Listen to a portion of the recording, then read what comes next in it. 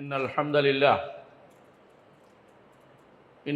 لله نحمده ونستعينه ونستغفره ونعوذ بالله من شرور أنفسنا ومن سيئات أعمالنا من يهده الله فلا مضل له ومن يضلل فلا هادي له وأشهد أن لا إله إلا الله وحده لا شريك له وأشهد أن محمدا عبده ورسوله يا أيها الناس اتقوا ربكم الذي خلقكم من نفس واحدة وخلق منها زوجها وبث منهما رجالا كثيرا ونساء واتقوا الله الذي تساءلون به والأرحام إن الله كان عليكم رقيبا يا أيها الذين آمنوا اتقوا الله حق تقاته ولا تموتن إلا وأنتم مسلمون يا أيها الذين آمنوا اتقوا الله وقولوا قولا سديدا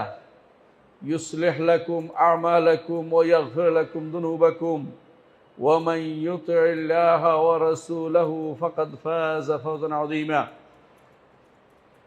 أما بعد فإن أصدق الحديث كتاب الله وخير الهدي هدي محمد صلى الله عليه وسلم وشر الأمور محدثاتها وكل محدثة بدعة وكل بدعة ضلالة وكل ضلالة في النار أيها الناس اتقوا الله فإن الله عز وجل أمركم بالتقوى والرسول صلى الله عليه وسلم أمرنا أن نتحلى بالتقوى والتقوى وصية الله الأولين والآخرين فمن اتقى الله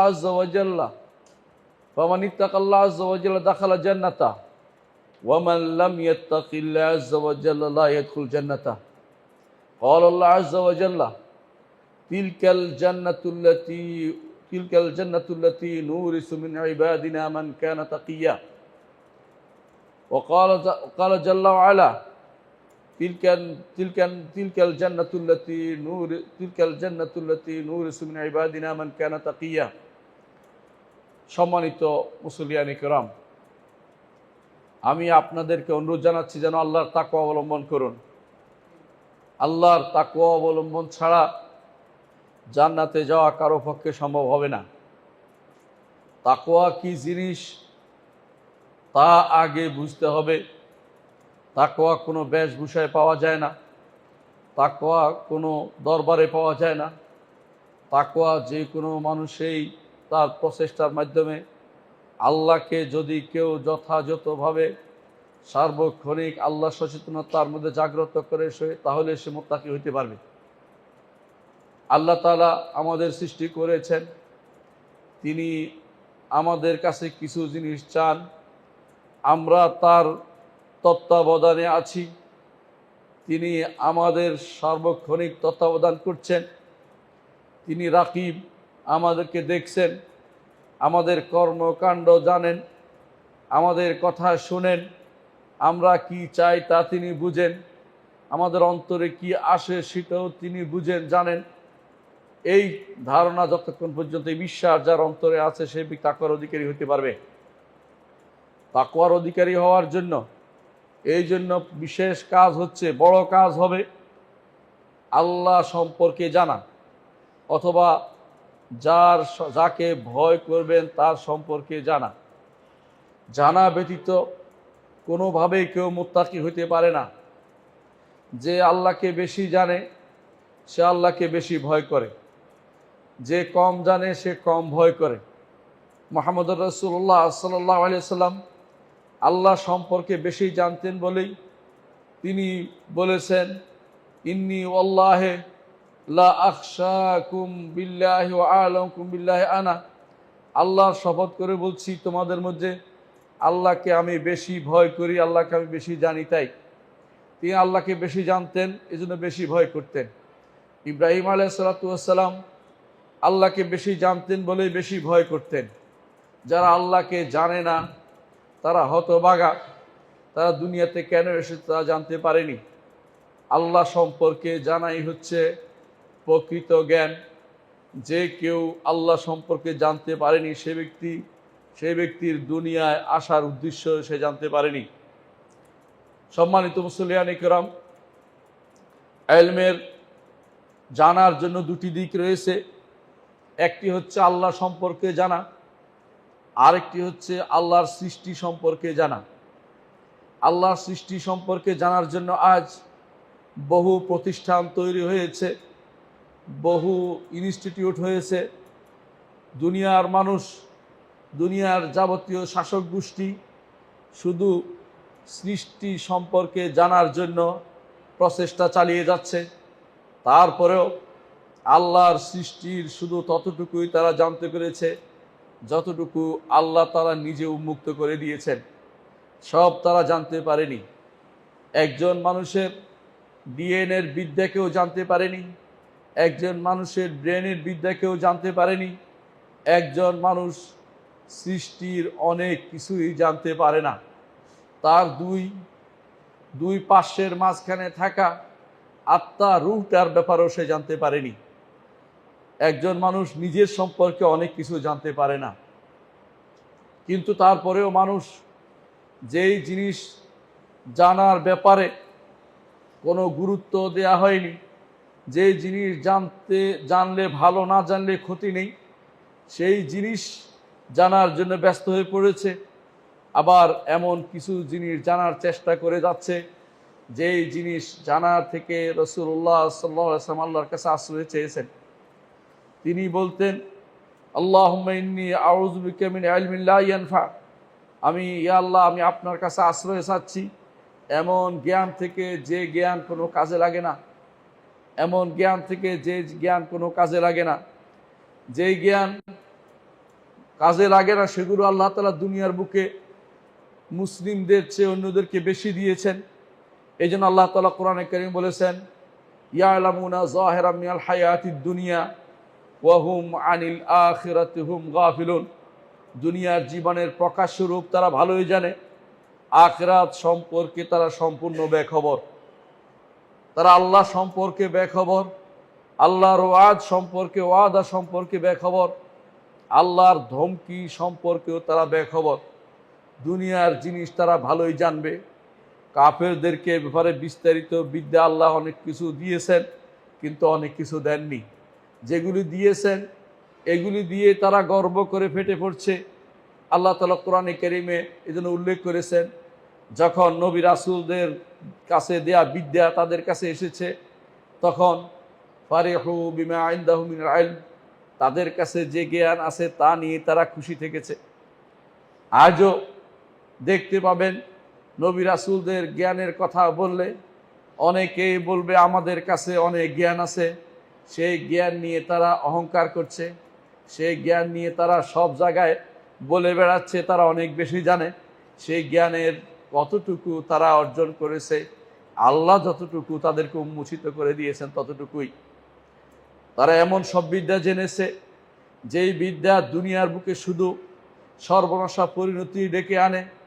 এমন সব কিছু তারা শিখেছে যেগুলো মানুষের প্রতি বিপদে ডেকে আনে। যহরাল ফাসাদু ফিল বাররি ওয়াল বাহরি বিমা কাসাবাত আইদিন নাস, মানুষের হাতে কামাই করা জিনিস দিয়ে মানুষকে বিপদগ্রস্ত করার জন্য কত রকমের বিদ্যা তারা রপ্ত করেছে, কত কসরত তারা লাভ করেছে। এগুলি দিয়ে তারা বাগাড়ম্বর করছে, অহংকার করছে। এই বিদ্যা হয়তো এমনও হতে পারে দুনিয়ার বুকে কোনো কাজে লাগবে না, লাগলেও সেগুলি সরাসরি আল্লাহ বিরোধী, আল্লাহর দ্বীন বিরোধী, আল্লাহর শরীয়ত বিরোধী। ওই বিদ্যার প্রতি, ওই বিদ্যার মোহে আজ মানুষ দুনিয়াতে ব্যস্ত হয়ে পড়েছে। আমরা আমাদের সন্তানদেরকে সেই বিদ্যা পড়ানোর জন্য ব্যস্ত হয়ে পড়ি। সেই বিদ্যার পড়ানোর জন্য একটা সন্তান তার জীবনের যেই সময় ব্যয় করে, অনেক সময় সেই সময়ে সে আল্লাহ থেকে দূরে সরে যায়। অনেক সময় আল্লাহর বিধান বিরোধী জিনিস শিখছে, সে জানে এটা আল্লাহর বিধান বিরোধী, আল্লাহর শরিয়া বিরোধী। সেই বিদ্যা পড়ে আল্লাহর শরিয়া বিরোধী জিনিস বাস্তবায়ন করার জন্য ব্যস্ত হয়ে পড়ে। তা সে জানে ভালো করে আল্লাহ তাআলার বিধানের বিরোধী চললে আল্লাহ তাআলা তাকে ছাড় দেবেন না। কিন্তু একটা বিশাল সময়, যৌবনের যেই সময়ে সে আল্লাহর ইবাদত করার কথা ছিল, যেই সময় ইবাদত আল্লাহর কাছে বেশি প্রিয় ছিল, যেই সময় আবাদত করলে আল্লাহ তাআলা তাকে আরশের নিচে ছায়া দিতেন, যেটা আল্লাহ বলে দিয়ে রসুল বলে দিয়েছে, আল্লাহ রসুল বলে দিয়েছেন, শাবুন নাশা ফি ইবাদাতিল্লাহ, যে যুবক আল্লাহর ইবাদতে বড় হয়েছে সেই যুবককে তিনি সেদিন আরশের নিচে ছায়া দিবেন, যেদিন আল্লাহর আরশের ছায়া ব্যতীত আর কোনো ছায়া থাকবে না।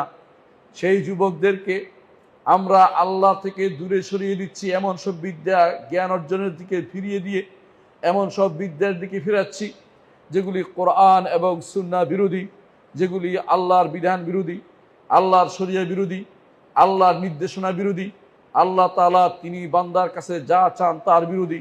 সেটার জন্য জীবনের মূল্যবান সময়টুকু সে ব্যয় করছে।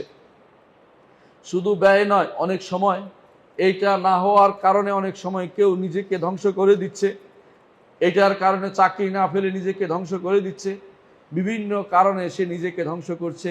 এমন সব বিদ্যার পিছনে, যেই বিদ্যা হয়তো তার জীবনে কোনোদিন কাজে লাগবে না।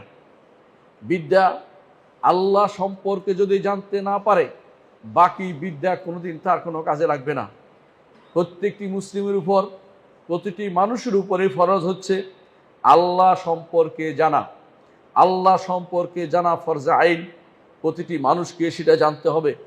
কিভাবে সেটা জানবেন? আল্লাহর সত্তা সম্পর্কে জানবেন, আল্লাহ তাআলার জাত সম্পর্কে জানবেন। আল্লাহ তাআলার জাত সম্পর্কে জানতে হলে আল্লাহ তাআলা নিজে যে পরিচয় দিয়েছেন সেটা শুনবেন। আল্লাহ তাআলা বলছেন, কুল হুয়াল্লাহু আহাদ আল্লাহুস সামাদ লাম ইয়ালিদ ওয়া লাম ইউলাদ ওয়া লাম ইয়াকুল লাহু কুফুয়ান আহাদ।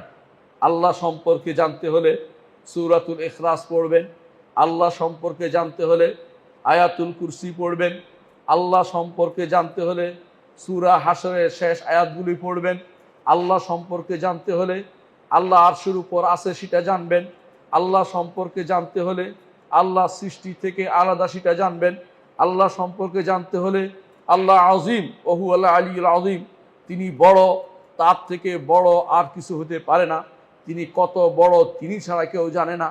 তার বড়ত্ব সম্পর্কে যদি আপনি কোনো কিছু কোরআন এবং হাদিস পড়েন তাহলে আল্লাহ সম্পর্কে জানতে পারবেন। তাহলে প্রথম কাজ হচ্ছে আল্লাহ সম্পর্কে জানা। দ্বিতীয় কাজ হচ্ছে আল্লাহর কর্ম সম্পর্কে জানা। আল্লাহর কর্ম আর কিছু নয়, সৃষ্টিকুল সবই আল্লাহর কর্ম। তাদের সম্পর্কে জানবেন যে এতটুকুই যথেষ্ট, সবই আল্লাহর সৃষ্টি, সব কিছুর মালিকানা আল্লাহর, এবং সব কিছু তিনি নিয়ন্ত্রণ করেন, পরিচালনা করেন। তার কোনো জহির লাগে না, সাহায্যকারী লাগে না। আল্লাহ তাআলা কোরআনে কারীমে সূরা সাবার 22 নম্বর আয়াতে বলেছেন, কুল উদউল্লাযিনা যাআমতুম মিন দুনিল্লাহি লা ইয়ামলিকুনা মিসকালা যাররাতিন ফিস সামাওয়াতি ওয়ালা ফিল আরদ ওয়া মা লাহুম ফীহিমা মিন শিরকিন ওয়া মা লাহু মিনহুম মিন যাহির। আল্লাহ তাআলা বলছেন, যাদেরকে তোমরা ডাকো দুনিয়ার বুকে, আসমান এবং জমিনের রাই পরিমাণ, সরিষা পরিমাণ জিনিসেরও তারা মালিক নয়। ওয়া মা লাহুম ফীহিমা মিন শিরকিন, অংশীদারও নয়। অনেকে বলতে পারেন যে মালিক না হলেও অংশীদার হতে পারে কেউ, না, আল্লাহ তাআলা বলছেন কোনো অংশীদারও নেই। এবং আল্লাহ তাআলা তারপর বলছেন ওয়া মা লাহুম, আল্লাহ তাআলার কোনো সাহায্যকারীও লাগে না। এই জগৎ পরিচালনায় কোনো সাহায্যকারী লাগে না, কোনো গাউস লাগে না, কুতুব লাগে না, কোনো ওকাবা নোতাবা ওজাবা কিছুই লাগে না। কোনো এই জাতীয় জিনিস যারা বিশ্বাস করে বসে আছেন তারা এখনো মুশরিক হয়ে আছেন, ঈমানের পথে যাইতে পারেন নাই। আল্লাহ তাআলা কোরআনে যা বলেছেন যদি আপনি পড়তে দেখেন, সব জায়গায় শুধু একটাই বলেছেন, বারবার এমন কোনো সূরা নেই যেখানে আল্লাহ তাওহীদের কোনো না কোনো ইঙ্গিত রয়েছে। বারবার তিনি বলছেন লা ইলাহা ইল্লাল্লাহ, আল্লাহ ব্যতীত কোনো ইলাহ নেই, আল্লাহ ব্যতীত কোনো সত্য ইলাহ নেই। এই কথা তিনি বারবার বলেছেন যাতে করে মানুষ বুঝতে পারে জগৎ পরিচালনা, জগতের মালিকানা, জগতের সৃষ্টি, জগতের সব কিছু একমাত্র আল্লাহ কর্তৃক নিয়ন্ত্রিত হয়। জগতের কেউ কিছু নিয়ন্ত্রণ করে না। আল্লাহর কর্ম সম্পর্কে জানতে হবে, সেগুলিকে আল্লাহর দিকে সম্পৃক্ত করতে হবে, সেগুলিকে আর কারোর দিকে সম্পৃক্ত করা যাবে না। আল্লাহর সম্পর্কে জানতে হলে তৃতীয় কাজটি হবে আল্লাহর নাম সম্পর্কে জানা। আল্লাহর নাম, আল্লাহ নিজে বলেছেন ওয়ালিল্লাহিল আসমাউল হুসনা ফাদউহু বিহা, আল্লাহর রয়েছে সুন্দর সুন্দর নাম, সেগুলি দিয়ে তাকে ডাকো। আল্লাহ তাআলা আরো বলেছেন, কুলিদুল্লাহ আউদুর রহমান আইয়াম্মা তাদউ ফালাহুল আসমাউল হুসনা। রহমানকে ডাকো অথবা আল্লাহকে ডাকো, যেই নামেই তুমি ডাকো না কেন, তিনি একক সত্তা, অধিক সত্তা নন। যেই নাম দিয়ে তাকে ডাকা হোক না কেন, তার সুন্দর সুন্দর নাম রয়েছে। তাকে ডাকলে তিনি সাড়া দেবেন, যাকে ডাকলে সাড়া দিবেন। আপনার সাড়া দেওয়ার জন্য তিনি নিকটে, তাকেই শুধুমাত্র আহ্বান করবেন, তার নামগুলি জানবেন, তার নাম দিয়ে তাকে আহ্বান করবেন। চতুর্থ যে জিনিসটি আল্লাহর উপর ঈমানের জন্য জরুরি, আল্লাহকে জানার জন্য জরুরি, তা হচ্ছে আল্লাহর গুণগুলো জানবেন। যদি কেউ আল্লাহর গুণ না জানে, সে আল্লাহ সম্পর্কে জানতে পারবে না। যেই সত্তার গুণ আপনি জানেন না, তার সম্পর্কে আপনি সবচেয়ে কম জানবেন। যে যত বেশি আল্লাহর গুণ জানবে, সে তত বেশি আল্লাহ সম্পর্কে জানতে পারবে। নবীরা সবচেয়ে বেশি জানেন, সেই জন্য নবীরা আল্লাহ সম্পর্কে বেশি জানতেন। নবীদের পরে সিদ্দিকরা, শহীদরা এবং আল্লাহর নেককার বান্দারা আল্লাহ সম্পর্কে বেশি জানেন, কারণ তারা আল্লাহর গুণাবলী সবসময় চর্চা করেন। আল্লাহর গুণগুলি দিয়ে, আল্লাহর গুণগুলো সিরা দিয়ে আল্লাহকে ডাকবেন, আল্লাহর গুণগুলি শপথ করতে পারবেন। আল্লাহর গুণগুলিকে দিয়ে আল্লাহর গুণগুলি ডাকতে পারবেন না, নামগুলিকে ডাকবেন, কারণ নাম ডাকার অর্থ হচ্ছে সত্তাকে ডাকা। পঞ্চম যে কাজ করলে আপনি আল্লাহ সম্পর্কে জানবেন, তা হচ্ছে আল্লাহর অধিকার জানা। এই অধিকারের বিষয়টি আল্লাহ কোরআনে উল্লেখ করে দিয়েছেন। আল্লাহ তাআলা বলছেন, ওয়ামা খালাকতুল জিন্না ওয়াল ইনসা ইল্লা লিয়াবুদুন। মানুষ এবং জিনকে শুধুমাত্র আমার ইবাদতের জন্য সৃষ্টি করেছি। মা উরিদু মিনহুম মির রিজকিন ওয়ামা উরিদু আন ইউতঈমুন। তাদের কাছে আমি কোনো রিজিক চাই না, তারা আমাকে খাওয়াক সেটাও আমি চাই না। আল্লাহকে আল্লাহ তিনি খান না, সুতরাং তাকে রিজিক দেওয়ার প্রশ্নই আসে না। কিন্তু আল্লাহ তাআলা মানুষের যেহেতু মনের ভিতরে উকি দিতে পারে যে আল্লাহ কেন সেটা করছেন, এই জন্য বলছেন যে শুধু আমার দাসত্ব করাটাই আমি চাই। আল্লাহ দাসত্ব করা হচ্ছে আল্লাহর অধিকার, আর কারো দাসত্ব করা যাবে না। আমরা শুধু একমাত্র আল্লাহর দাস, আর কারো দাস নই। দুনিয়ার বুকে কেউ আল্লাহ ছাড়া কারো দাস হইতে পারে না। মুহাম্মদুর রাসূলুল্লাহ সাল্লাল্লাহু আলাইহি ওয়াসাল্লাম সেই জন্য তিনি বলেছেন, তোমাদের কেউ যেন তার দাসকে দাস হিসেবে না বলে, সেই জন্য বলে আমার যুবক, যাতে করে আল্লাহর দাসত্বের সাথে সেটা কোনো রকমের কনফ্লিক্টে না আসে। আল্লাহর দাসত্বের সেটা হচ্ছে এমন এক সার্বভৌম বিষয় যেখানে অন্যের কোনো কিছু আসতে পারে না। এই জন্য আল্লাহ সম্পর্কে আমাদের সবার আগে জানতে হবে। আল্লাহ সম্পর্কে যদি জানতে পারেন, তার অধিকার সম্পর্কে জানবেন। তার অধিকারটা কি? একমাত্র তাঁরই ইবাদত করা। ইবাদত যদি করতে হয় তাহলে শারঈ ইলম জানতে হবে। ইবাদত যদি করতে হয় কি দিয়ে ইবাদত করবেন তা জানবেন। ইবাদত যদি করতে হয় কিভাবে ইবাদত করবেন তা জানবেন। দুটি জিনিসই দরকার। ঈমানদার সবসময় চিন্তা করে আল্লাহর দাসত্ব কি দিয়ে করব, আল্লাহর দাসত্ব কিভাবে করব, দুটেই জানতে হবে আপনাকে। যা তা দিয়ে ইবাদত করা যায় না, আর যেভাবে সেভাবে ইবাদত করা যায় না। ইবাদতের জন্য দুটি সাইড সবসময় মনে রাখতে হবে। আকীদাগত সাইড রয়েছে যে আল্লাহর জন্য করব, আর আমলগত সাইড রয়েছে মুহাম্মদুর রাসূলুল্লাহ সাল্লাল্লাহু আলাইহি ওয়াসাল্লামের আদর্শ মোতাবেক করব। এই দুটি শর্ত যতক্ষণ পূর্ণ না হবে ততক্ষণ পর্যন্ত আল্লাহর দরবারে কোনো কিছু কবুল হবে না। আপনার দাসত্ব শুদ্ধ হতে হলে প্রথমেই থাকতে হবে এটা, আমি একমাত্র রব্বুল আলামিনের জন্য করছি, আমার জীবনের সব কিছু আল্লাহর জন্য।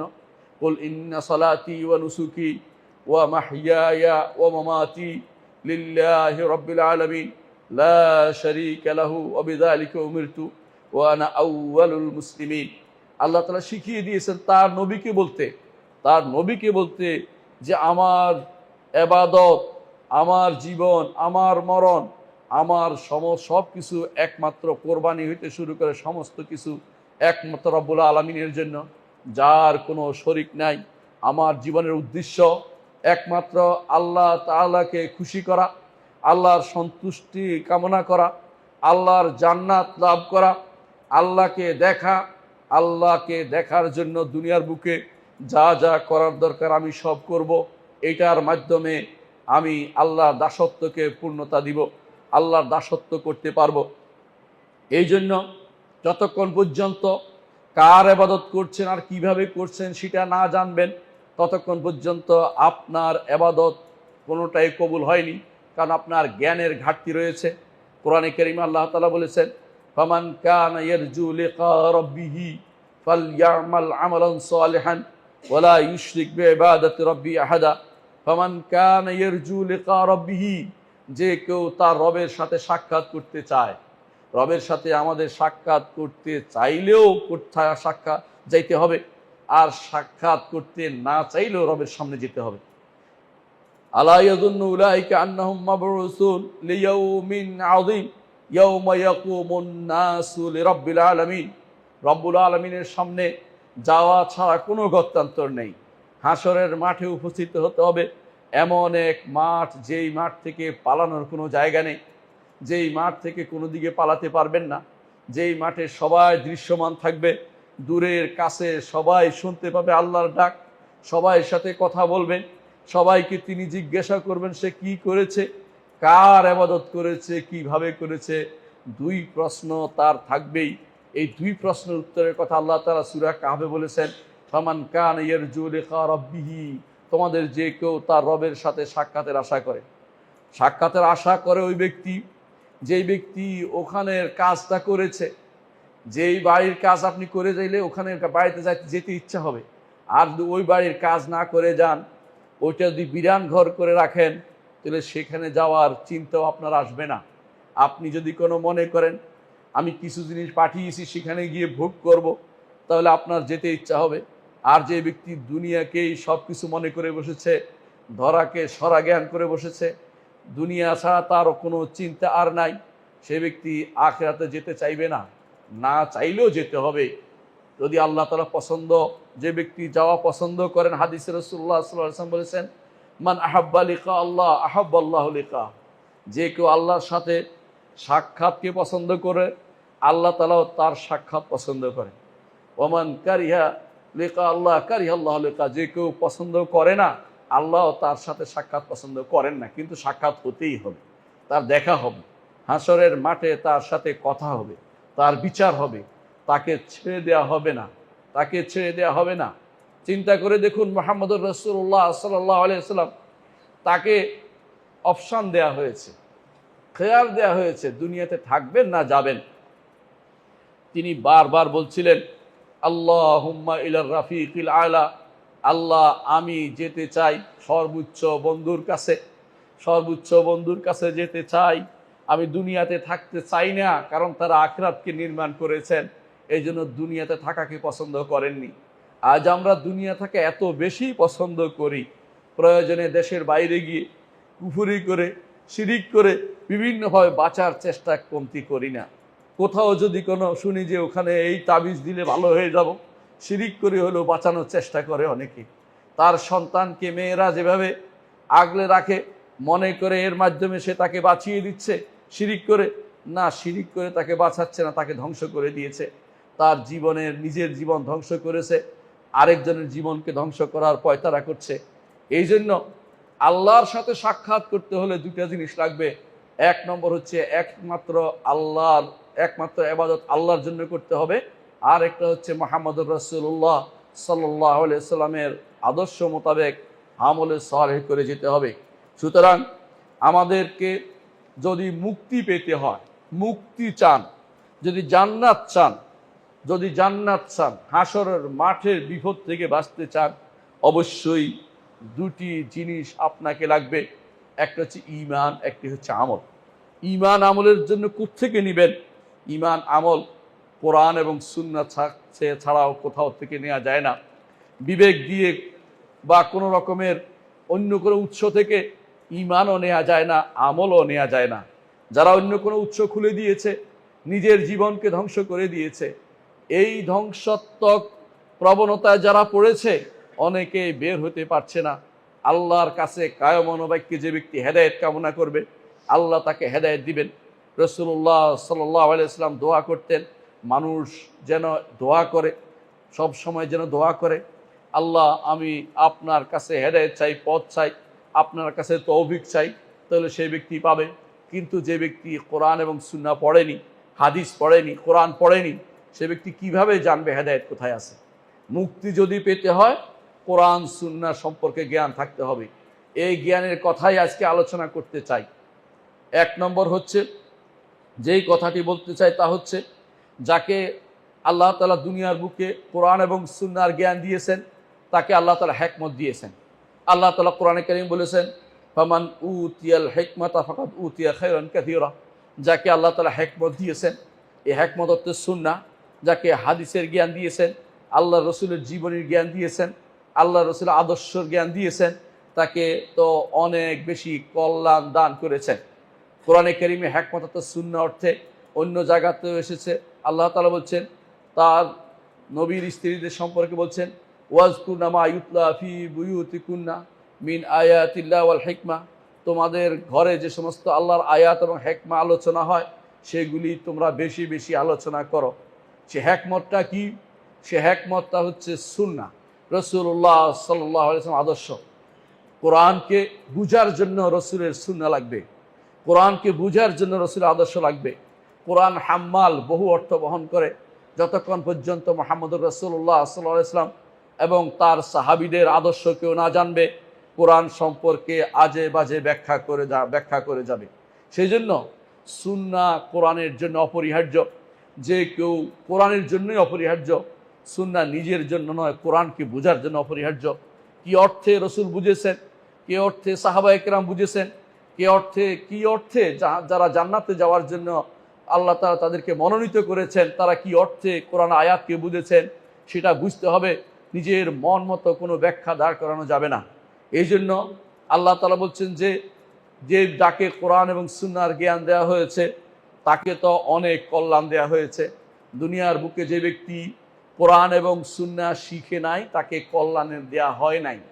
সে সবচেয়ে হতভাগা, যে কোরআন পড়তে পারেনি, হাদিস পড়তে পারেনি, কোরআন হাদিস বাদ দিয়ে দুনিয়ার জ্ঞানে সময় নষ্ট করেছে, সে তো হতভাগা। আমার কথা নয়, সাইয়্যিদুল খালক মুহাম্মদুর রাসূলুল্লাহ সাল্লাল্লাহু আলাইহি ওয়াসাল্লাম বলেছেন, মান ইউরিদিল্লাহু বিহি খায়রান ইউফাক্কিহু ফিদ্দীন। যার কল্যাণ আল্লাহ চান তাকে আল্লাহ তাআলা দ্বীনের ফিকহ দান করেন, দ্বীনের গভীর জ্ঞান দান করেন। ফিকহ শব্দের অর্থ গভীর জ্ঞান, ভাষা জ্ঞান নয়, শুধু পড়া নয়, অর্থ বুঝা। কোরআন এবং সুন্নাহর জ্ঞান যার রয়েছে, কোরআন এবং সুন্নাহর যার জ্ঞান রয়েছে সেই হচ্ছে ফকিহ। আর যে ব্যক্তি কোরআন সুন্নাহর জ্ঞান নাই, সেই ব্যক্তি ফকিহ হতে পারে নাই, তার জন্য আল্লাহ কল্যাণ চাননি। ইমাম আহমদ ইবনে হাম্বল, হাদিসটি ইমাম বুখারী বর্ণনা করেছেন। ইমাম আহমদ ইবনে হাম্বল বলেন, দীনুন নবী মুহাম্মদ আথার নি'মাল মাতিয়াতু লিল ফাতাল আখবারু।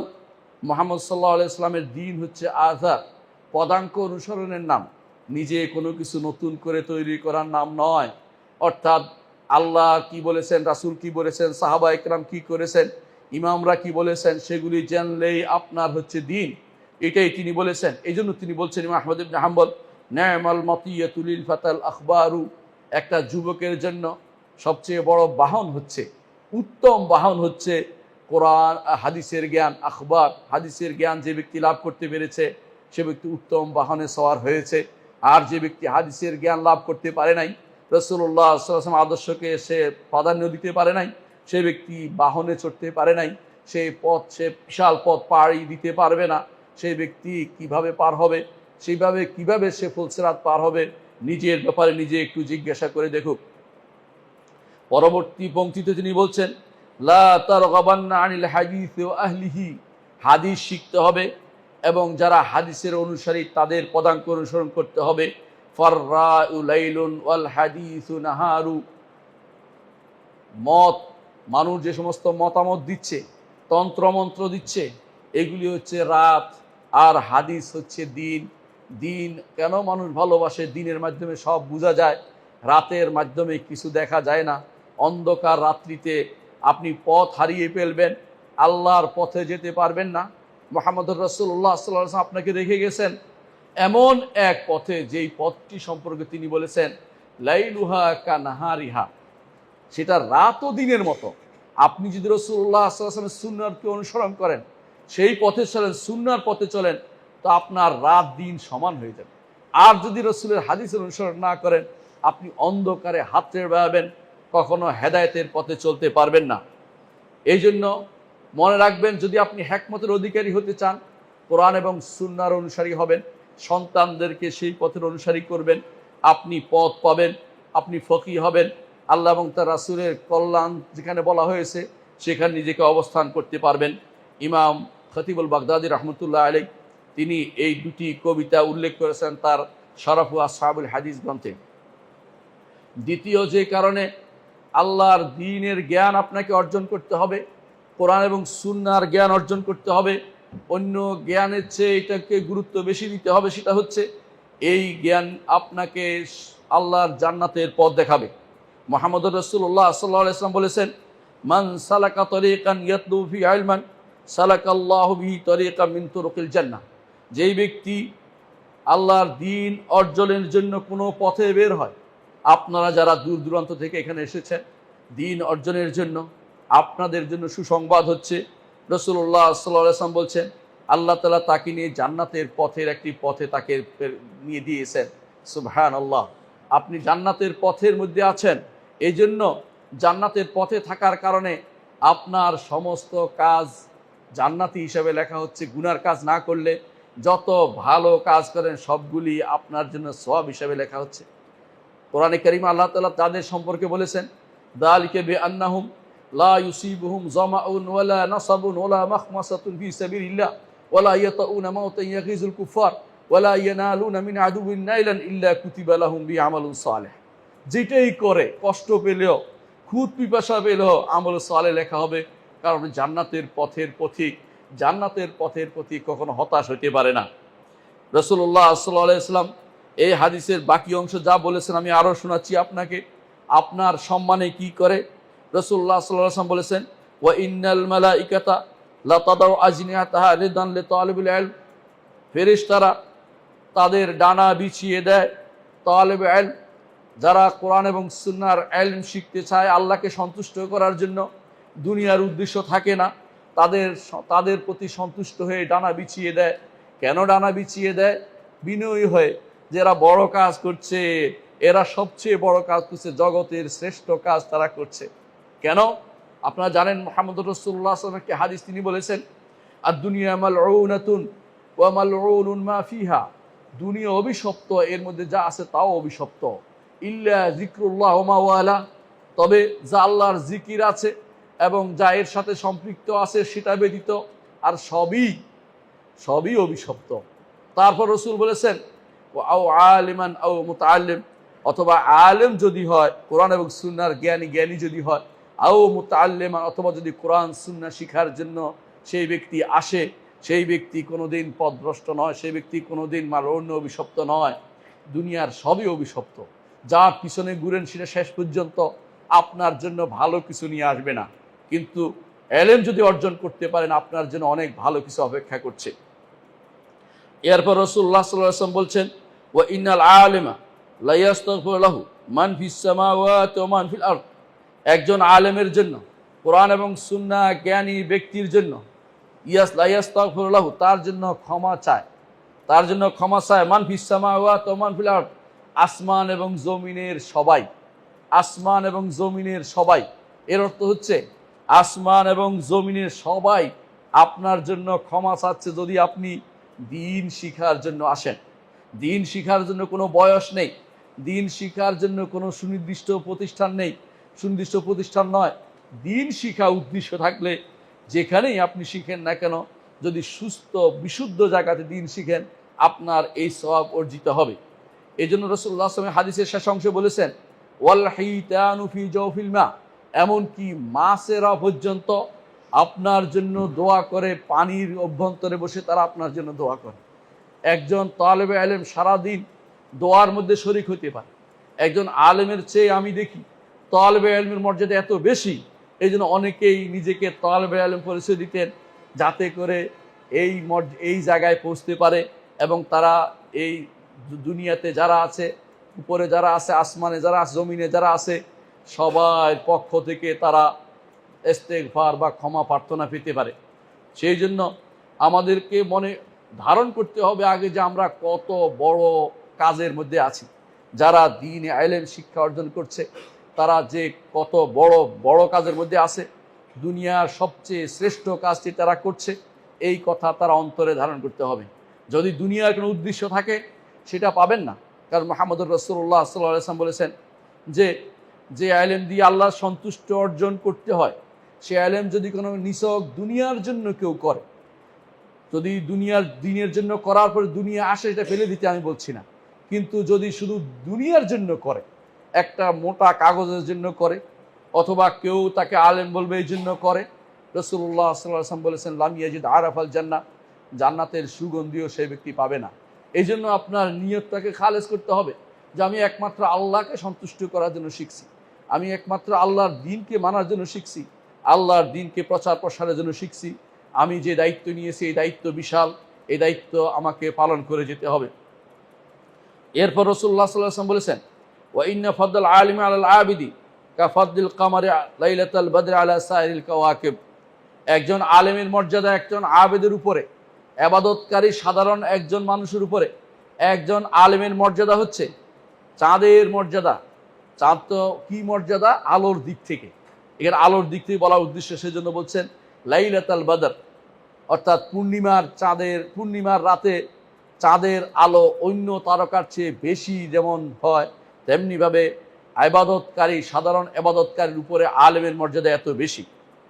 এরপর রাসূলুল্লাহ সাল্লাল্লাহু আলাইহি ওয়াসাল্লাম বলেছেন ওয়াইনাল উলামা ওয়ারাসাতুল আম্বিয়া, আর আলেমরা হচ্ছেন সবাই নবীদের ওয়ারিস।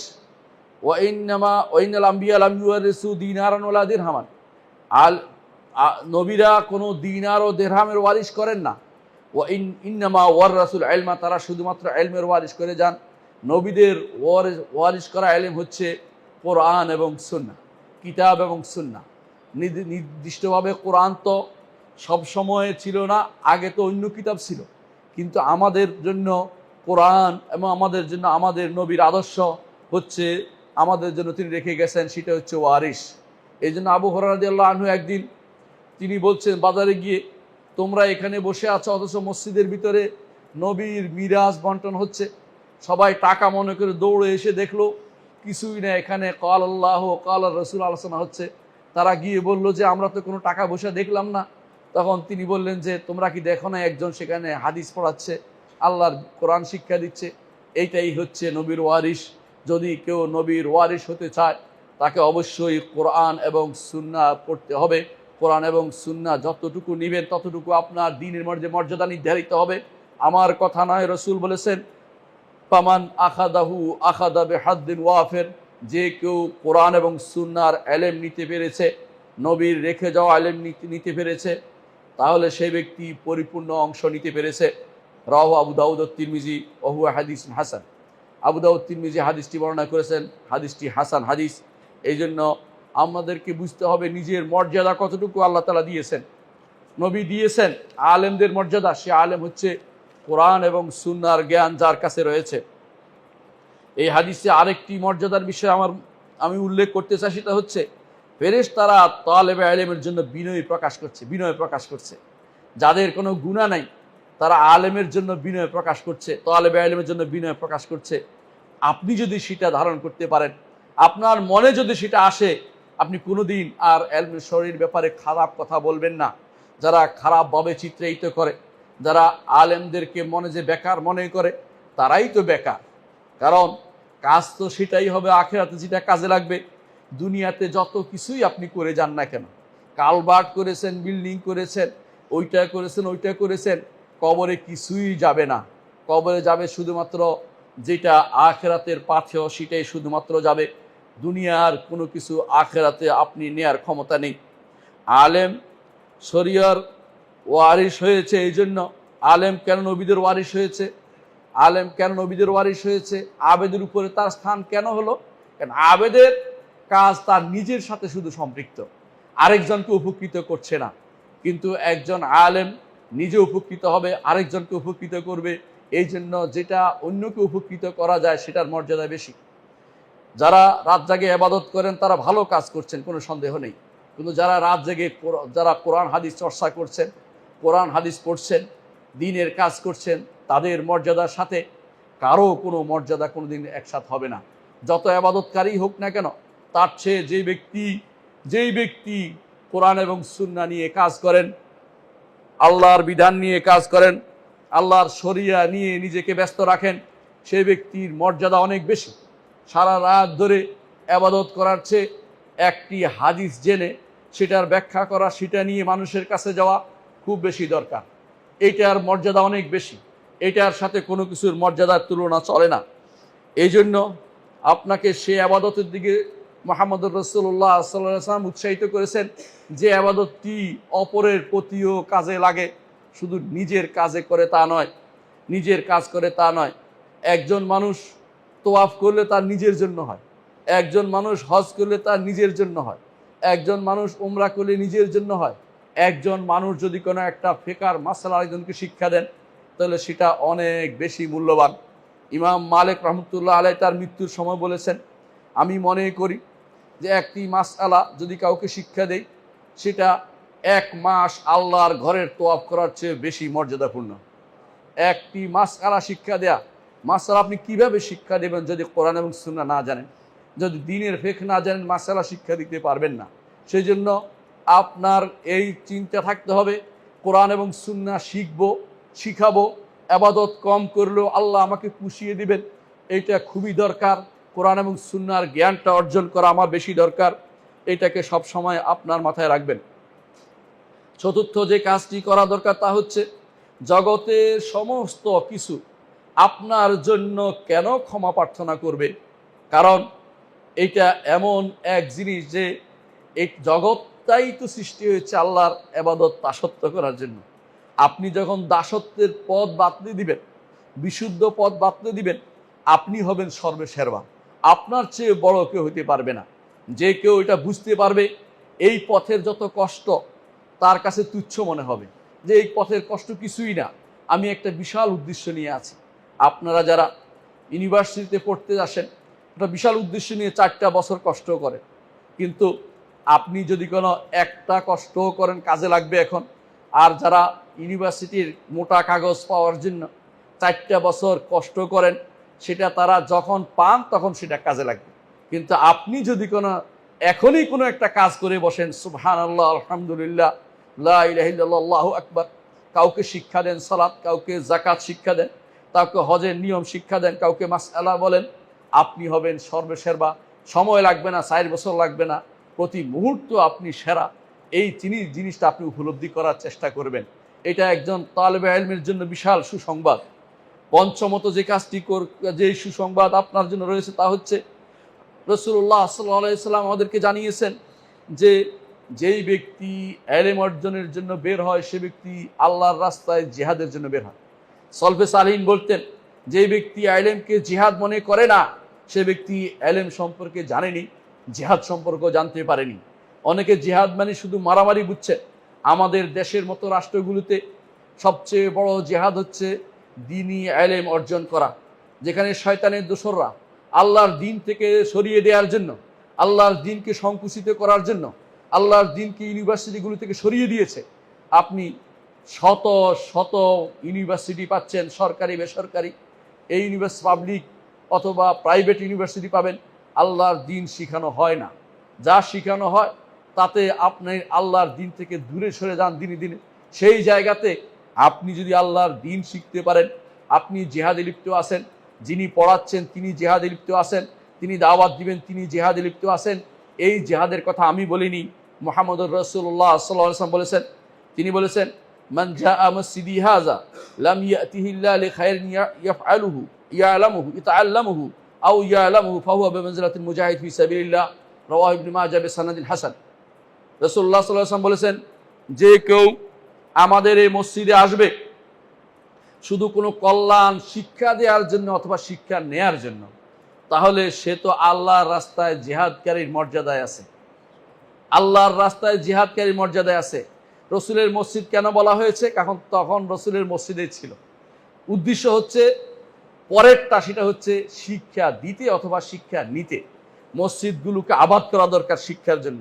আরব দেশে দেখবেন মসজিদগুলোকে তালেবে ইলম বসে আছে, উস্তাদ আসছে, পড়াচ্ছে, কিন্তু আমাদের মসজিদগুলো এত বেশি বিরান হয়ে গেছে, মসজিদে আপনি একটা কোরআন খুঁজে পাবেন না পড়ানোর জন্য এমন অবস্থা তৈরি হয়ে যায়। তালা বন্ধ করে রেখে দেখানোর জন্য যে মসজিদ কোরআন আছে, মসজিদে এসে বসে গল্প করে কিন্তু কোরআন পড়ে না। অথচ আপনি মসজিদে আসলে শিখার জন্য এবং শিখানোর জন্য আসেন। আপনি আল্লাহর রাস্তায় জিহাদকারীর মর্যাদায় আছেন। ইমামুল হুনাফা সৈয়দুল আম্বিয়া মুহাম্মদুর রাসূলুল্লাহ সাল্লাল্লাহু আলাইহি ওয়াসাল্লাম এই কাজটি করতেন মসজিদে, এবং তিনি এই কাজটি করার কথা বলেছেন। সেই জন্য সেটাকে উপলব্ধি করুন, নিজের মর্যাদা বোঝার চেষ্টা করুন, তাহলে আপনার উপকার বেশি হবে। আর যদি নিজেকে শুধুমাত্র আসা যাওয়ার চিন্তা করেন তো লাভ হবে না। মর্যাদা বুঝে আপনি নিজের কাজটি এগিয়ে যান। রাশাহু কালে আমরিন লাউ ফাতিলতালাহু, তোমাকে এমন কাজের জন্য নির্বাচিত করা হয়েছে যদি তুমি বুঝতে তোমার মর্যাদা কত বেশি, তোমার মর্যাদা কত বেশি। আল্লাহ তাআলা তার দ্বীনের জন্য সবাইকে পছন্দ করেন না। আল্লাহ তাআলা তার দ্বীনের জন্য বিশেষ ব্যক্তিকে পছন্দ করেন, যাকে তিনি ভালোবাসেন তাকেই শুধুমাত্র দ্বীনের জ্ঞান দান করেন। আপনাকে পছন্দ করেছেন দ্বীন শিখার জন্য, আপনার বাবা আপনাকে চেয়েছেন দ্বীন শিখার জন্য, পাঠিয়ে দিয়েছেন, কষ্ট করছেন, নিজে টাকা দিচ্ছেন, পয়সা দিচ্ছেন। দ্বীন না শিখে দুনিয়া শিখে আপনি কিছুই লাভ করতে পারবেন না। হ্যাঁ, দুনিয়া লাভ করবেন, যাতে হয়তো আপনার বাবা উপকৃত হবে না, আপনি উপকৃত হতে পারবেন না। এই জন্য দ্বীন শিখার জন্য মসজিদগুলো আবাদ করা, এটা মুহাম্মদুর রাসূলুল্লাহ সাল্লাল্লাহু আলাইহি ওয়াসাল্লামের আদর্শ। এটা আপনি যেন কোন দিন শিখবেন, কোরআন এবং সুন্নাহ, কোরআন এবং সহিহ সুন্নাহ শুধুমাত্র আপনি শিখবেন। ষষ্ঠ যে উপকারিতা, সেটা মুহাম্মদুর রাসূলুল্লাহ সাল্লাল্লাহু আলাইহি ওয়াসাল্লাম তিনি বলেছেন, মুজাহিদদেরকে তিনি দুই ভাগে, আল্লাহ তাআলা নিজেই ভাগ করে দিয়েছেন মুজাহিদদেরকে। আল্লাহ তাআলা কোরআনে কারীমে মুজাহিদদেরকে দুটি ভাগ করে দিয়েছেন। তিনি বলেছেন, ওয়ামা কানাল মুমিনুনা লিয়ানফিরু কাফা, ঈমানদাররা সব জিহাদে যাবে না, নিষেধ করে দিয়েছেন সবাই জিহাদে যেতে। একটা ভাগকে তিনি বলেছেন তারা যেন দ্বীনের জ্ঞান অর্জন করে, সেজন্য অবস্থান করে। তিনি বলেছেন, ফালাউলা নাফারা মিন কুল্লি ফিরকাতিন মিনহুম তায়ফাতুন লিয়াতাফাক্কাহু ফিদ-দ্বীন, তাদের মধ্যে একটি গোষ্ঠী থাকবে দ্বীনের জন্য জ্ঞান অর্জন করবে। আপনাকে দুই ভাগ করে দিয়েছে, এক ভাগ দুনিয়ার কাজে অথবা দ্বীনের কাজে জিহাদে যাবে। জিহাদের মধ্যে আবার ভাগ করে দিয়েছেন যে সব জিহাদ, অস্ত্রের জিহাদ সবাই করবে না, কলমের জিহাদ করবে একটি গোষ্ঠী।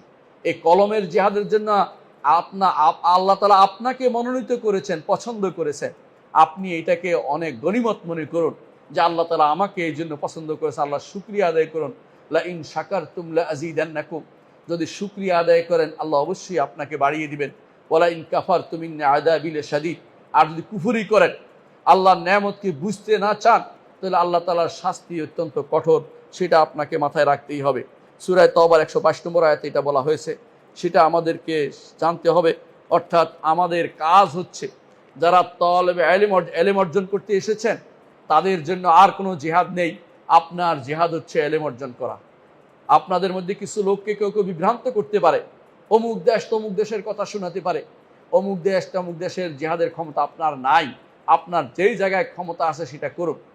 আমি একদিন আমার উস্তাদ শেখ আব্দুল মোহসিন আব্বাদের কাছে ছিলাম, তার বাড়িতে, তার বাসায়। এমন সময় ফিলিস্তিন থেকে কিছু যুবকরা আসে বলে আমাদের কিছু নসিহত করুন। তিনি তাদেরকে নসিহত করলেন, তোমরা একমাত্র জ্ঞান অর্জনের মধ্যে সময় ব্যয় করবে। আমি তোমাদের কাছে চাই তোমরা জ্ঞান অর্জনের সময় ব্যয় করো। কেন? তোমাদের দ্বারা সব কিছু হবে না, কিন্তু জ্ঞান অর্জন হলে তোমাদের লোকদেরকে তোমরা দ্বীন সম্পর্কে জানাতে পারবে। কারণ বাতিল ওই সময়ে শুধু ঢুকে যখন সেখানে জ্ঞানের অবস্থান থাকে না। আল্লাহ তাআলা যাদের তার জ্ঞান দিয়েছেন তাদের মধ্যে বাতিলের উপরে কোনো কিছু রাখেন নাই, বাতিল সেখানে জয়লাভ করতে পারে না। আল্লাহ তাআলা যখন ইবলিস যখন পথভ্রষ্ট হয়েছিল, তখন সে বলেছিল যে আমি তাদের সবাইকে পথভ্রষ্ট করে দেব, ইল্লা ইবাদাকা মিনহুল মুখলাসিন, তবে আপনার খালেস বান্দাদেরকে আমি কিছু করতে পারবো না। আপনি খালেস বান্দাদের অন্তর্ভুক্ত হয়ে যান। আরো একটি উপকারিতা হচ্ছে কেন আপনাকে তার ইলমে দ্বীন শিখতে হবে, সেটা হচ্ছে এটাকে ফরজ করে দেয়া হয়েছে। নবী সাল্লাল্লাহু আলাইহি ওয়াসাল্লাম বলেছেন, তালাবুল ইলমি ফরিদাতুন আলা কুল্লি মুসলিম, প্রতিটি মুসলিমের উপরে এই ইলম অর্জন করা ফরজ। অনেকে বলবেন দুনিয়ার ইলম না, এইটা ফরজটা হচ্ছে দ্বীনি ইলম অর্জন করা, কোরআন এবং সুন্নাহর জ্ঞান অর্জন করা। ইমাম ইবনে মাজাহ হাদিসটি বর্ণনা করেছেন, হাদিসটির সনদ হাসান।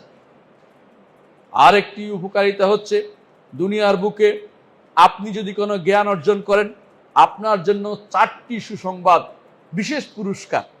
বিশেষ পুরস্কারের কথা আমার নবী ঘোষণা করেছেন। 1 নম্বর হচ্ছে, রসুল বলেছেন, মা মিন কওমিন ইয়াজতামিউনা ফি বাইতিন মিন বুয়ুতিল্লাহ ইয়াতাআল্লামুনাল কুরআনা ওয়া ইয়াতাদারাসুনাহু বাইনাহুম।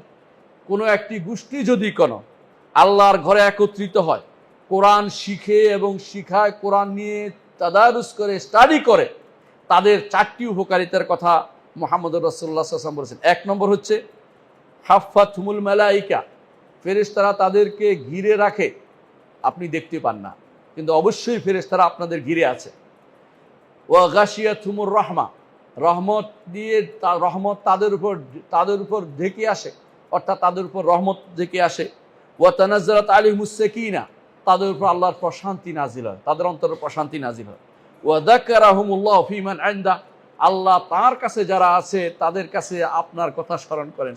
দুনিয়ার বুকে আপনি যতই আল্লাহকে স্মরণ করতে দাবি করেন না কেন, যতক্ষণ পর্যন্ত বিপরীতটা না হবে, আল্লাহ আপনাকে স্মরণ না করবে, সেটা কোনো কাজে লাগে না। আল্লাহ আপনাকে তখনই স্মরণ করবেন যখন আল্লাহ তাআলার পছন্দনীয় জায়গাতে আপনাকে পাবেন। আল্লাহর পছন্দনীয় জায়গা হচ্ছে কোরআন এবং সুন্নাহর জ্ঞান। যে ব্যক্তি কোরআন এবং সুন্নাহর জ্ঞান অর্জন করবে, সেই ব্যক্তিকে আল্লাহ তাআলা পছন্দ করবেন এবং সেই ব্যক্তির কথা আলোচনা করবেন। কার কাছে? ফেরেশতাদের কাছে আলোচনা করবেন। তার কাছে ফেরেশতারা রয়েছে, আরশের চারপাশে ফেরেশতারা আছে। ওয়া তারাল মালাইকাতা হাফিনা মিন হাউলিল আরশি ইউসাব্বিহুনা বিহামদি রাব্বিহিম, এখনো ফেরেশতারা সফ কাতারবন্দি হয় আরশের চারপাশে। আরশ অনেক বড়, তার নিচে চারপাশে তারা কাতারবন্দি হয়ে দাঁড়ায়। মুহাম্মদুর রাসূলুল্লাহ সাল্লাল্লাহু আলাইহি ওয়াসাল্লাম সেজন্য বলেছেন, তোমাদের কাতারগুলিকে সেরকম করবে না, তোমাদের কাতারগুলি কি সেরকম করবে না যেরকম ফেরেশতারা আরশের চারপাশে তারা দাঁড়ায়। কিভাবে দাঁড়ায়? ইয়াতিমুনা সাফাল আউয়ালা ফাল আউয়াল, প্রথম কাতার পূর্ণ করে, তারপর দ্বিতীয় কাতার পূর্ণ করে। কত কাতার তা আমরা জানি না। আরশের চারপাশে এভাবেই ফেরেশতারা কাতারবন্দি হয়ে আছে। আপনার এই মসজিদগুলোতে আপনি যদি কোনো আল্লাহ তাআলার কথা শোনেন, পড়েন, কোরআন এবং সুন্নাহ নিয়ে আলোচনা করেন, আপনার কথা আল্লাহ তাআলা ফেরেশতাদের কাছে আলোচনা করবেন। দুনিয়ার বুকে আপনি যতই পরিচিত ব্যক্তি হন, উপরে যদি কোনো আল্লাহর কাছে পরিচিত ব্যক্তি না হলে কোনো লাভ নেই। মরার পরে সব শেষ। হয়তো এখন আপনার মনে রাখবে, কয়দিন পর কেউ আপনার কথা স্মরণ করবে না, কিন্তু আল্লাহ তাআলা যারা আল্লাহর কথা স্মরণ করে, আল্লাহর দ্বীনের যারা খাদেম, নবী এবং সিদ্দিক, শহীদ, তাদের কথা কিয়ামত পর্যন্ত মানুষের মধ্যে স্মরণ রেখে দেন। এই জন্য আল্লাহ তাআলা কাছে ইব্রাহিম আলাইহিস সালাতু ওয়াস সালাম দোয়া করেছেন। কি দোয়া করেছেন? তিনি বলেছেন যে ওয়াজআললি লিসানা সিদকিন ফিল আখিরিন, আল্লাহ পরবর্তীদের মধ্যে আমার উত্তম স্মরণ রাখুন। আমরা এখনো ইব্রাহিম আলাইহিস সালাতু ওয়াস সালামকে উত্তম স্মরণ করি। সালাত পড়তে হলে ইব্রাহিমের নাম একবার না একবার আসেই, সালাত পড়লেই আসে। কামা সাল্লাইতা আলা ইব্রাহিম কামা বারাকতা আলা ইব্রাহিম, কারণ তিনি এই দোয়া করেছেন যে আমার স্মরণ যেন পরবর্তীদের মধ্যে থাকে। আল্লাহ সেটা কবুল করেছেন। আল্লাহকে যদি আপনি জীবনের উদ্দেশ্য বানাতে পারেন, আল্লাহর দ্বীনকে উদ্দেশ্য বানাতে পারেন, আপনি হচ্ছেন সফল ব্যক্তি। কারো কোনো তোয়াক্কা না করে, দুনিয়ার কে কি নিয়ে গেল সেদিকে না তাকিয়ে যদি আপনি আল্লাহর পথে নিজেকে ব্যয় করতে পারেন, আপনি হবেন সফল ব্যক্তিত্ব। আরো একটি ফজিলত বর্ণনা করছি। সেটা কি? আল্লাহ তাআলা বলছেন, ইন্নামা ইয়াখশাল্লাহা মিন ইবাদিল উলামা, আল্লাহকে শুধুমাত্র যারা আলেম তারাই শুধু আল্লাহকে ভয় করে, যারা আলেম নয় তারা আল্লাহকে ভয় করে না। এজন্য জাহেল আজে বাজে কথা বলে, এবং এই জন্য যেই ব্যক্তি কবর পূজারি, মাজার পূজারি, তারা উল্টাপাল্টা কথা বলে। আপনাদের এলাকার লালন শাহীরা উল্টাপাল্টা কথা বলে। আপনাদের এলাকার লালনরা এই জন্য কুফরি কালামে লিপ্ত রয়েছে। অনেকেই ইসলাম আছে নিজেদের স্বীকারও করে না, কারণ তারা আল্লাহ সম্পর্কে জানে না। যারা আল্লাহ সম্পর্কে যত বেশি জানে, আল্লাহকে তারা তত বেশি ভয় করে। সূরা ফাতির 28 নম্বর আয়াতে আল্লাহ সেটা বলেছেন। অনুরূপভাবে রাসূলুল্লাহ সাল্লাল্লাহু আলাইহি ওয়াসাল্লাম তিনি দোয়া করেছেন। আরো একটি ফজিলত হচ্ছে তিনি দোয়া করেছেন যারা রসুলের সুন্নতকে প্রচার প্রসার করবে, রসুলের সুন্নাহ মানে হাদিসকে প্রচার প্রসার করবে, রসুলের আদর্শকে প্রচার প্রসার করবে, নিজের জীবনে এবং মানুষের মধ্যে প্রচার প্রসার করবে, লেগে থাকবে। রসুল দোয়া করেছেন নাদ্দার আল্লাহ ইমরান সামিয়া মিন্না হাদিসান, ওই ব্যক্তির চেহারাকে আল্লাহ সুব্রুজ্জ্বল করে দেন যে ব্যক্তি আমাদের থেকে কোনো হাদিস শুনেছে, তারপর সেটা মুখস্থ করেছে, হাফিজাহু হাত্তা ইউবাল্লিগা ইলা গায়রি, তারপর এটাকে আরেকজনের কাছে পৌঁছে দিয়েছে। ফারুব্বা হামিল ফিকহিন ইলা মান হুয়া আফকাহু মিনহু, একজন ফিকহ বহন করে আসে, সে আরেকজনের মুখাপেক্ষী হয়। আবার একজন ফিকহ বহন করছে, সে নিজে ফকি নাও হতে পারে, আরেকজনের কাছে পৌঁছে দিলে সেটা বেশি কাজে আসবে। অনেক হাদিসের বর্ণনাকারী আছে, তিনি হাদিসটা হয়তো বুঝেননি, যখনই সেটা ইমাম ইবনে তাইমিয়ার কাছে আসছে, তিনি সেটা থেকে একটা হাদিস থেকে 10টা শিক্ষা নিয়ে আসছে। বোঝানোর জন্য বলছি, এই জন্য অনেক সময় আপনার দায়িত্ব পৌঁছে দেয় হাদিসটা। হয়তো এমন এক ব্যক্তি আসবে যে ব্যক্তি এখান থেকে মাসআলা বের করবে, মানব জীবনের সফলতার সিঁড়ি তারা দেখিয়ে দিবে। এই জন্য রসুলের হাদিসকে মানুষের ঘরে দোরগোড়ায় পৌঁছে দিবেন। রসুলের হাদিস পড়বেন, নিজে রিয়াদুস সালেহিন পুরোটা পড়বেন, আরবাঈন নওয়াবিয়া 40 হাদিস পড়বেন এবং বুখারী মুসলিম পড়বেন। তাহলে আপনি বুঝতে পারবেন হাদিসের, আপনি রসুলের সাল্লাল্লাহু আলাইহি ওয়াসাল্লামের কথার সাথে নিজেকে রাখছেন, রসুলের ভালোবাসায় সেটা করছেন। এটা আপনাকে অবশ্যই এগিয়ে নিতে হবে। ইমাম তিরমিজি আবু দাউদ হাদিসটি বর্ণনা করেছেন, হাদিসটি সহিহ। অনুরূপভাবে যারা আল্লাহর দ্বীনকে প্রচার প্রসার করবে না, আল্লাহর দ্বীনকে প্রচার প্রসার করবে না, দ্বীন অর্থ কোরআন এবং সুন্নাহর জ্ঞানকে প্রচার প্রসার করবে না, আল্লাহ তাআলা তাদেরকে ধমকি দিয়েছেন। আল্লাহ তাআলা বলছেন ইন্নাল্লাযীনা ইয়াকতুমুনা মা আনজালাল্লাহু মিনাল বায়্যিনাতি ওয়াল হুদা, যারা আল্লাহ যা নাজিল করেছেন বায়্যিনাত এবং হুদা, প্রমাণ এবং হেদায়েত, কি নাজিল করেছেন? কোরআন এবং সুন্নাহ। এটা যারা গোপন করে, মিন বা'দি মা বায়্যানাহু লিন-নাস, মানুষের জন্য নবীর মাধ্যমে এবং কোরআন নাজিলের মাধ্যমে আল্লাহ সেটা প্রচার প্রসার করে দিয়েছেন, এরপরে মানুষ গোপন করে মানুষকে জানাবে না। আল্লাহ তাআলা বলছেন উলাইকা ইয়ালআনুহুমুল্লাহ, তাদেরকে আল্লাহ লানত করেন, ওয়া ইয়ালআনুহুমুল লাঈনুন, যারা লানতকারী তাদের উপর লানত করেন। এই জন্য এলেম অর্জন করতে হবে, দ্বীনি জ্ঞান অর্জন করতে হবে, প্রচার প্রসার করতে হবে, চুপ মেরে থাকা যাবে না। বেদাতের বিরুদ্ধে কথা বললে যদি আমার লোক কমে যায়, এই আশা চুক্তি মেরে থাকা যাবে না। মানুষের আশায় অনেকের সাথে সাক্ষাৎ করা, অনেকের সাথে চেয়ার বদল করা, এগুলি চলবে না।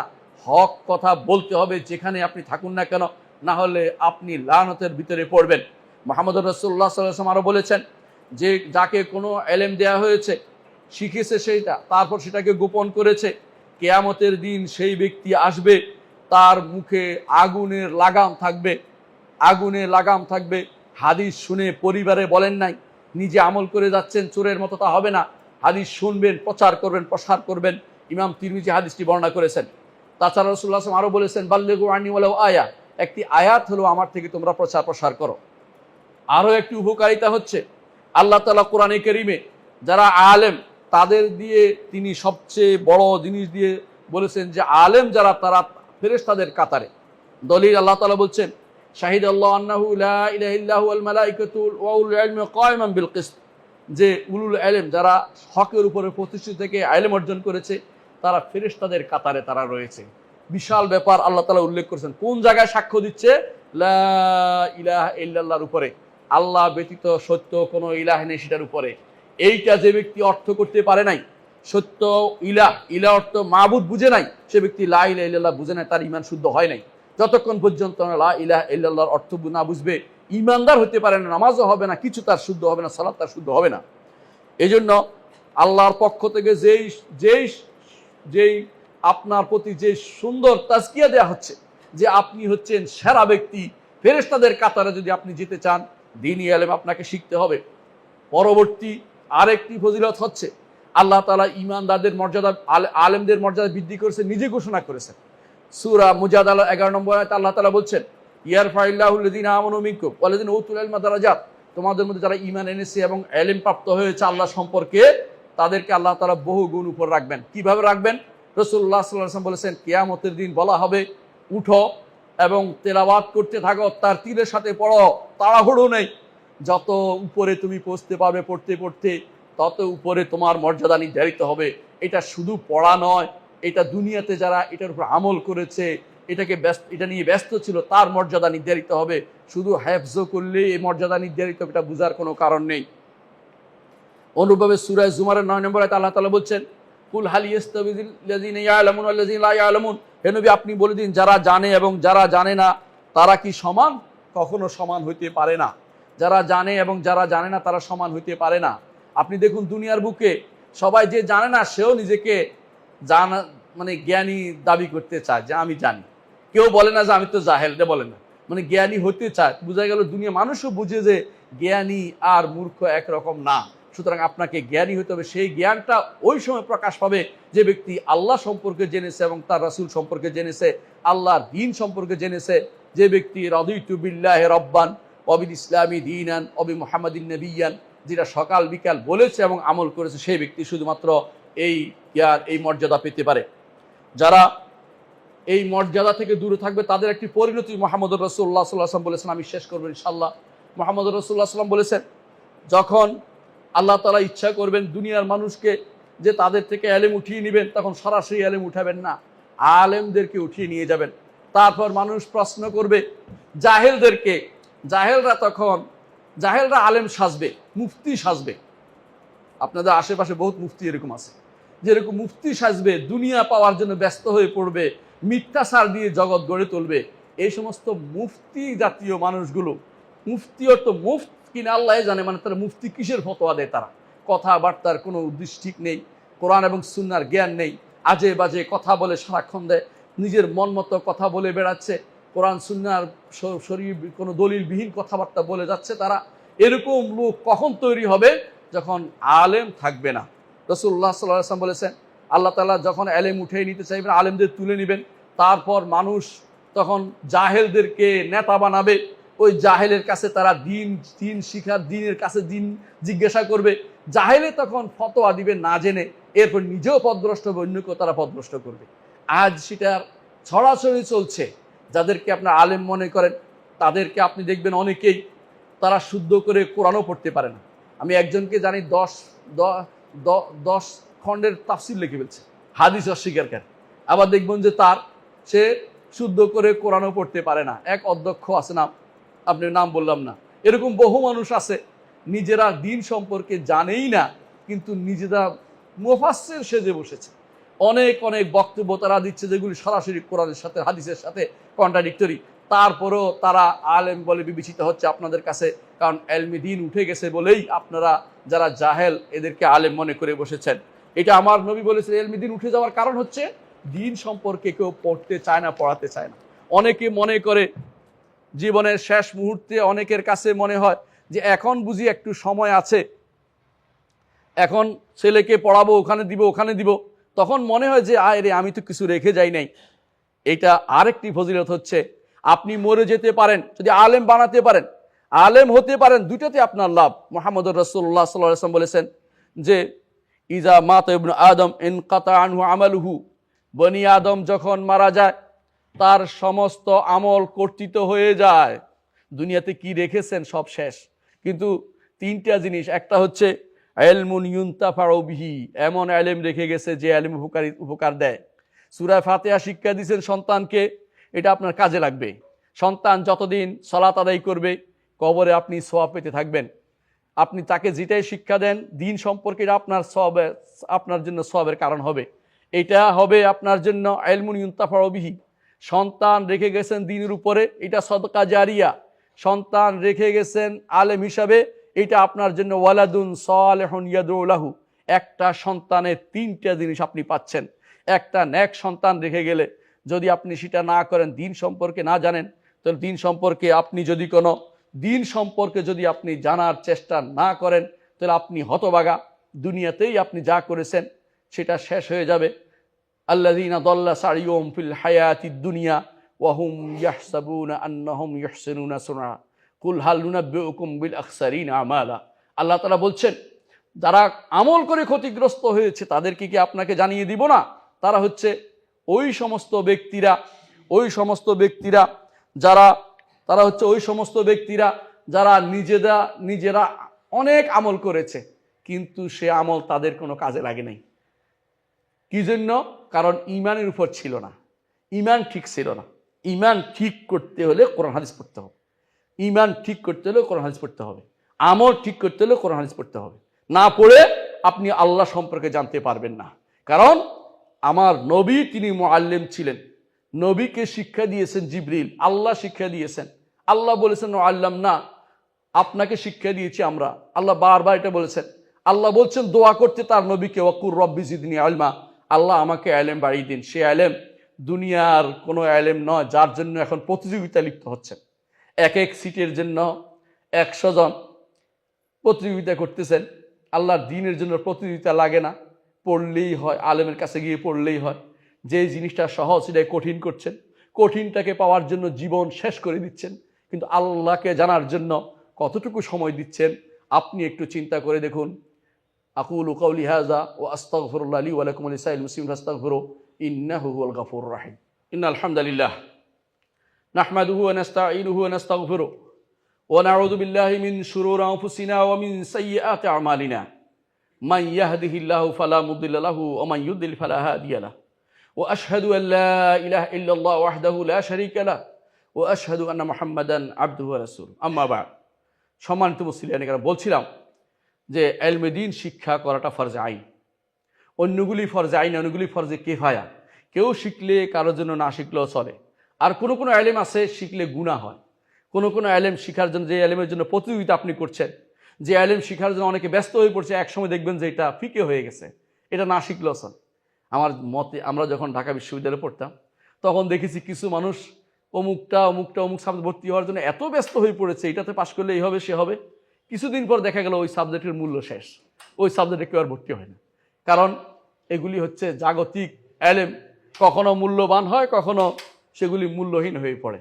কিন্তু আল্লাহর দ্বীনের ইলম কখনো মূল্যহীন হবে না।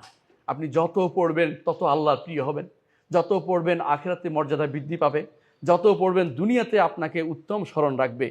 ইমাম বুখারী যখন বলি সাথে সাথে কি বলি? রাহেমাহুল্লাহ। ইমাম মুসলিম যখন বলি রাহেমাহুল্লাহ। আবু হানিফা যখন বলি রাহেমাহুল্লাহ। মালিক যখন বলি রাহেমাহুল্লাহ। তারা কোনোদিন দুনিয়ার জ্ঞান নিয়ে বাহাদুরি করেন নাই, তার দুনিয়ার জ্ঞান নিয়ে তাদের সময় দেন নাই। যদি দয়া পেতে চান, যদি সন্তুষ্টি পেতে চান, যদি আল্লাহর কাছে প্রিয় হতে চান, আখিরাতের বাড়িঘর যদি আপনি জমা করতে চান, আপনার কাছে অনুরোধ থাকবে দয়া করে বুঝার চেষ্টা করুন আল্লাহ আপনাকে কেন পাঠিয়েছেন, আল্লাহ আপনাকে আপনার কাছে কি চান, আপনি কি করছেন, বুঝার চেষ্টা করুন। কোনোদিন যেন আল্লাহর সন্তুষ্টির বাইরে আপনাকে আল্লাহ না দেখেন। আপনার প্রতিটি নিঃশ্বাস যেন আল্লাহর সন্তুষ্টির ভিতরে থাকে, এই চেষ্টা আপনি করে যাবেন। আলা ওয়াসাল্লু আলা সাইয়্যিদিল বাশারিয়া মুহাম্মদ ইবনে আবদুল্লাহ কামা আমারা আল্লাহ আযজা ওয়া জাল্লা ফি কিতাবিহি ওয়া সান্না বিমালাইকাতিল মুসাব্বিহাতিল কুদসি ওয়া সাল্লাসা বিকুম আইয়ুহাল মুমিনুন ফাকালা তাআলা মুখবিরান ওয়া আমিরা ইন্নাল্লাহা ওয়া মালাইকাতাহু ইউসাল্লুনা আলান নবী ইয়া আইয়ুহাল্লাযিনা আমানু সাল্লু আলাইহি ওয়া সাল্লিমু তাসলিমা ওয়া ক্বালা আন-নবী সাল্লাল্লাহু আলাইহি ওয়াসাল্লাম মান সাল্লা আলাইহি মারাতান সাল্লাল্লাহু আলাইহি বিআশরান আল্লাহুম্মা সাল্লি আলা মুহাম্মদ ওয়া আলা আলি মুহাম্মদ কামা সাল্লাইতা আলা ইব্রাহিম ওয়া আলা আলি ইব্রাহিম ইন্নাকা হামিদুম মাজিদ আল্লাহুম্মা বারিক আলা মুহাম্মাদিন ওয়া আলা আলি মুহাম্মাদিন কামা বারাকতা আলা ইব্রাহিম ওয়া আলা আলি ইব্রাহিম ইন্নাকা হামিদুম মাজিদ আল্লাহুম্মা আরদা আনিল খুলাফাইর রাশিদিন আবি বকর ওয়া উমর ওয়া উসমান ওয়া আলী ওয়া আন সাইরিস সাহাবাতি ওয়াত তাবিঈন রিদওয়ানুল্লাহি আলাইহিম আজমাইন আল্লাহুম্মা ইগফির লানা ওয়া লি ইখওয়ানিনা আল্লাযিনা সাবাকুনা বিল ঈমান ওয়া লা তাজআল ফি কুলুবিনা গিল্লাল লিল লাযিনা আমানু রাব্বানা ইন্নাকা রাউফুর রাহিম আল্লাহুম্মা ইগফির লানা আজমাইন। আল্লাহ আমাদের সবাইকে আপনি ক্ষমা করে দিন। আল্লাহ সবাইকে আপনার দ্বীন ইলম অর্জন করার তৌফিক দান করুন। আল্লাহ সবাইকে আপনার দ্বীনের উপর প্রতিষ্ঠিত রাখুন। আমাদের সন্তানদেরকে দ্বীনি ইলম জানার তৌফিক দান করুন। আল্লাহ দ্বীনি ইলমের বিরুদ্ধে যারা দাঁড়াচ্ছে তাদেরকে আপনি হেদায়েতের পথে দিন। আল্লাহ তাদের হেদায়েত যদি নসিব না থাকে তাদেরকে আমাদের পথ থেকে দূরে সরিয়ে দিন। আল্লাহ আমাদের রাষ্ট্র সরকারকে দ্বীনের পথে রাখুন। আল্লাহ যারা দ্বীনের পথে মুসলমান নাসারা দ্বীন, যারা দ্বীনকে সাহায্য করবে তাদেরকে আপনি সাহায্য করুন। আল্লাহ আপনি আমাদের কবুল করুন, আমাদের দ্বীনকে কবুল করুন, আমাদের মার্কাজগুলিকে কবুল করুন, আমাদের সেন্টারগুলিকে কবুল করুন, আমাদের যাবতীয় প্রচেষ্টা আপনি কবুল করুন। আপনি যদি কবুল না করেন আমরা সব ধ্বংস হয়ে যাব। আল্লাহ আমাদেরকে আপনি আপনার সন্তুষ্টির বিধান করার তৌফিক দান করুন। আল্লাহ আমাদের কথা আপনি একটু আলোচনা করুন আপনার কাছে, আপনার ফেরেশতাদের কাছে আমাদের কথা আলোচনা করুন। আল্লাহ আমাদেরকে আপনি কবুল করুন। আল্লাহুম্মা ইগফির ওয়ারহাম আনতা খায়রুর রাহিমিন ইবাদাল্লাহ রাহিমাকুমুল্লাহ ইন্নাল্লাহা ইয়া'মুরু বিল আদলি ওয়াল ইহসান ওয়া ইতা'i যিল কুরবা ওয়া ইয়ানহা আনিল ফাহশাই ওয়াল মুনকারি ওয়াল বাগি ইয়া'দুকুম লাআল্লাকুম তাযাক্কারুন ওয়া লাযিকরুল্লাহি আকবার আল্লাহু ইয়া'লামু মা তাসনাউন।